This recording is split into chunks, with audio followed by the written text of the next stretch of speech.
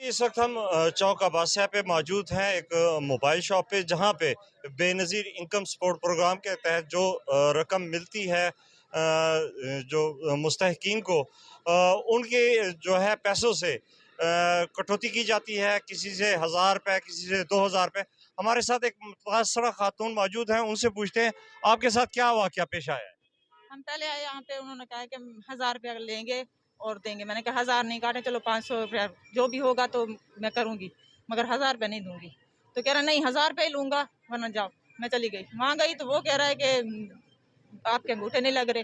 फिर वहां से चली आई, फिर यहाँ पे आई, ये भी कह रहा है अंगूठे नहीं लगेंगे। यानी कि इनका आपके साथ ये मुतालबा था कि आप हमें 1000 रुपया देंगी तो आपको पैसे मिलेंगे। पैसे मिलेंगे, वरना नहीं मिलेंगे।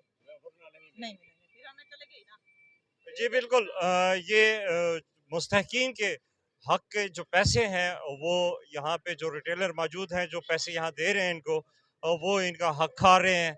किसी से 1000 रुपया, किसी से 2000 रुपया। हमारी आला हुकाम से और मुतलका इदारों से गुजारिश है कि इन नादार और मुस्तहकीन ख्वातीन के साथ जुल्म ना किया जाए और उनकी दाद रसी की जाए।